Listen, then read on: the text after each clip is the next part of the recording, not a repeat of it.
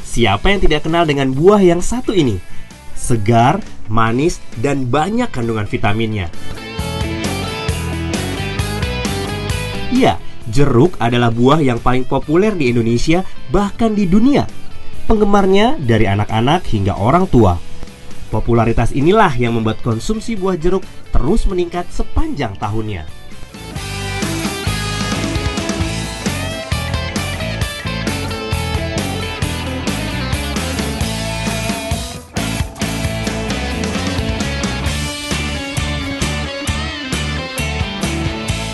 Tahun 1997, produksi buah jeruk Indonesia mencapai hampir 700.000 ton dengan luas panen jeruk sekitar 24.000 hektar lebih.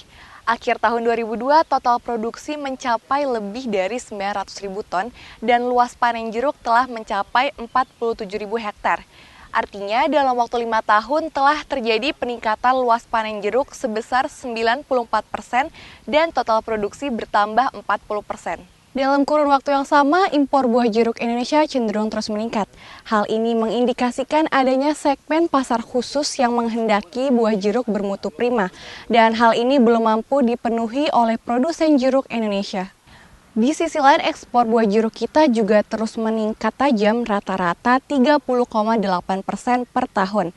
Peningkatan ini menunjukkan semakin tingginya potensi buah jeruk sebagai komoditas andalan.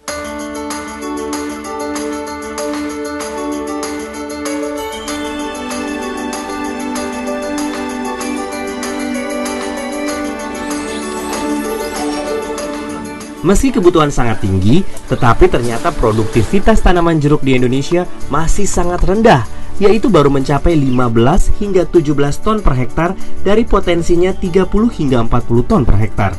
Salah satu penyebabnya adalah belum terbebasnya daerah sentra produksi jeruk dari penyakit Citrus Vine Flower Degeneration atau CVPD. CVPD adalah penyakit yang disebabkan oleh Liberibacter asiaticus. Dapat ditularkan oleh bibit yang telah terinfeksi CVPD atau melalui serangga penularnya, yaitu kutu loncat, Diaphoria sitiku, atau disitri.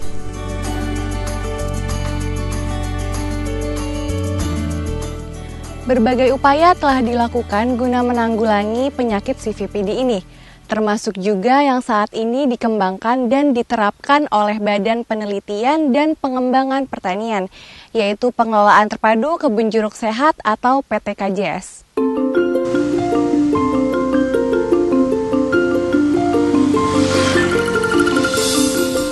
Gejala awal serangan penyakit CVPD dapat dikenali dengan adanya blotting atau mottling, yaitu belang-belang kuning pada daun dengan pola tidak teratur dan biasanya tidak simetris antara kiri dan kanan daun.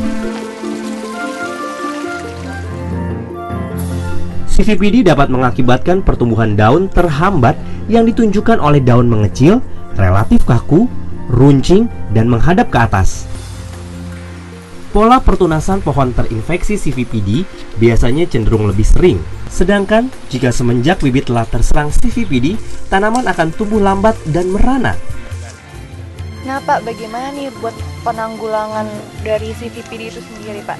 Jadi CVPD itu penyakit yang bisa dikendalikan beberapa tahapan. Jadi mulai dari bibit yang harus berlabel, artinya bibit sehat. Kemudian kita bisa mengendalikan vektornya. Vektor itu serangga yang menularkan penyakit tersebut. Kemudian kita juga sanitasi kebun. Kemudian ada pemeliharaan tanamannya optimal. Dan yang terakhir itu nanti konsolidasi. Artinya konsolidasi itu dengan petani di sekitar kebun yang mempunyai tanaman jeruk. Itu salah satu komponen yang bisa kita gunakan untuk mengendalikan penyebaran penyakit CVPD. Iya.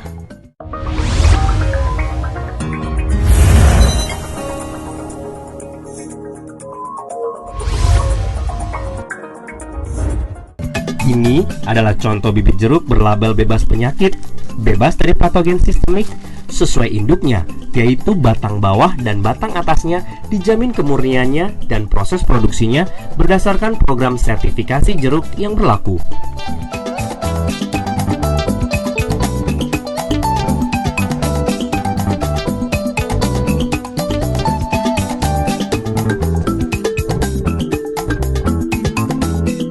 berlabel bebas penyakit dapat diperoleh dari penangkar-penangkar bibit jeruk yang terdaftar resmi di Balai Pengawasan dan Sertifikasi Benih setempat.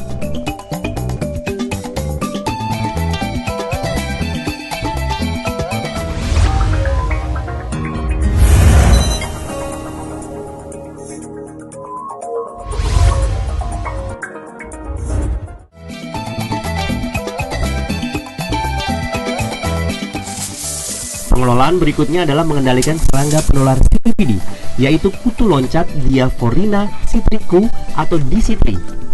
Kutu loncat ini mempercepat penyebaran penyakit di lapangan.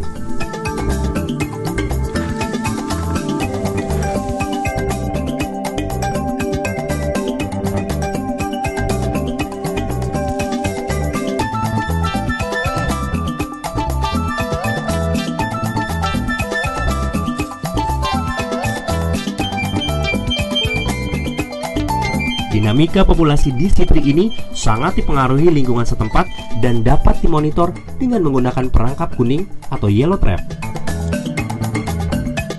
DCITRI dapat dikendalikan secara efektif antara lain dengan dua metode, yaitu dengan penyaputan batang dan metode penyemprotan.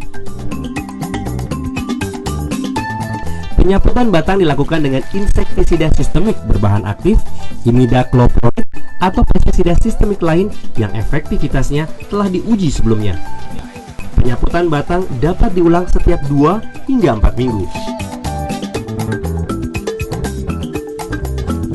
Tahapan penyaputan batang. Pertama, bagian batang di atas bidang penempelan hingga di bawah cabang utama dibersihkan dari kotoran yang menempel dengan kain dan tidak perlu dikerok.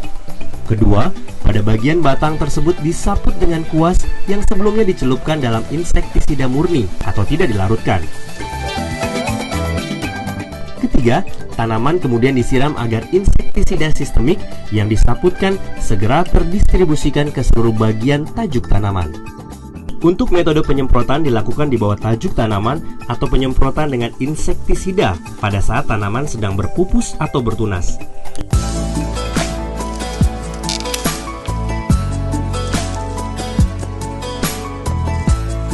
Untuk metode lain yaitu pelepasan dan pemanfaatan musuh alami DCITRI, bagaimana aplikasinya?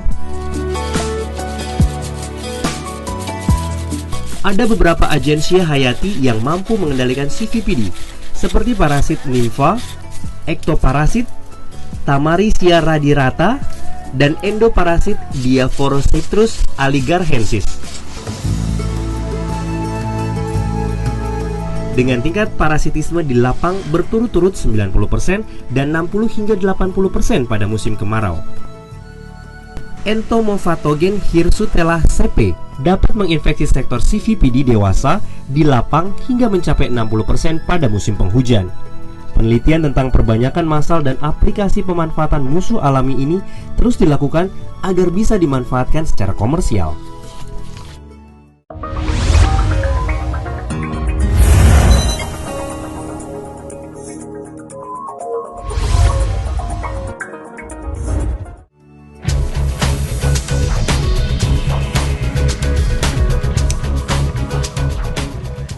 Sanitasi kebun, upaya membuang bagian tanaman atau pohon yang terserang CVPD atau eradikasi agar kebun jeruk petani dan sekitarnya tetap dalam kondisi bebas dari sumber inokulum CVPD. Pengendalian ranting terinfeksi CVPD atau sektoral. Pohon jeruk yang telah terinfeksi CVPD secara merata harus dibongkar sampai ke seluruh bagian akar tanaman. Agar efektif, setiap kelompok tani jeruk bertanggung jawab terhadap sanitasi kebun di kantong produksi milik seluruh anggotanya. Pemangkasan bentuk dimulai dengan memangkas tinggi 30 hingga 40 cm dari pangkal batang dan kemudian tunas-tunas yang tumbuh dipilih, disisakan dan dipertahankan 3 tunas atau cabang yang tumbuhnya menyebar merata ke semua arah. Pemangkasan pemeliharaan dilakukan dengan cara memangkas atau membuang tangkai buah yang tersisa, memangkas cabang atau ranting kering dan atau terserang hama penyakit dan tunas air.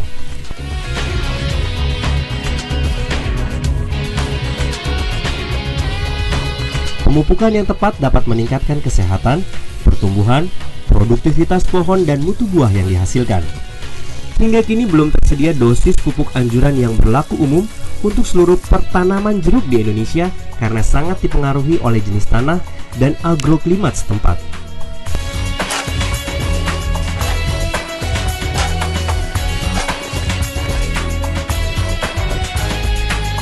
Penjarangan buah agar mutu buah sesuai dengan permintaan konsumen.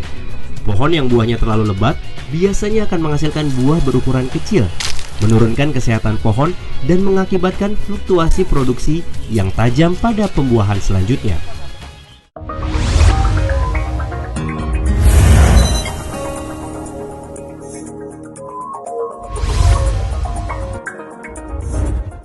Kalau kita menanam benih atau membeli benih itu sama dengan kita membeli akar. Jadi kalau akarnya itu sempurna, bagus, berarti harapannya benih itu akan hidup.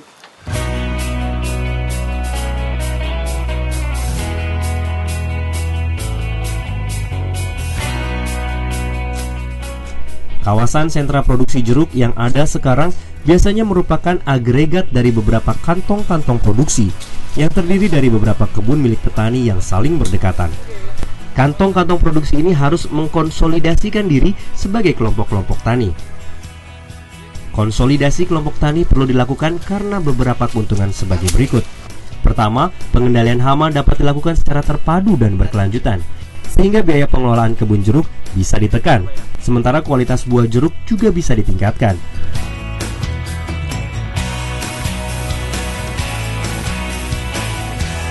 Konsolidasi juga membuat kelompok tani bisa melakukan standarisasi berdasarkan struktur tanah dan agroklimat setempat, sehingga kualitas buah jeruk bisa dimaksimalkan. Ketiga, konsolidasi juga membuat petani bisa mengatur produksi jeruk berdasarkan kebutuhan konsumen, sehingga petani bisa merasakan keuntungan maksimal dari buah jeruk yang mereka tanam. Program-program konsolidasi dalam pelaksanaan PT KJS harus diikuti dengan konsisten dan disiplin oleh seluruh petani jeruk yang berada dalam kantong konsolidasi. Karena jika ada satu orang yang tidak menerapkan program konsolidasi, dampaknya bisa berakibat pada petani yang lain.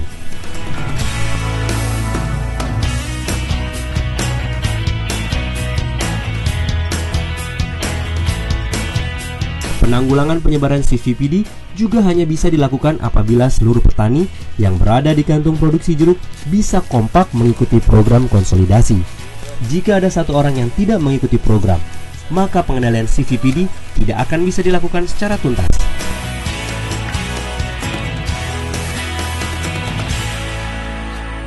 Demikianlah langkah-langkah yang harus dilakukan dalam konsep pengelolaan terpadu kebun jeruk sehat atau PT KJS.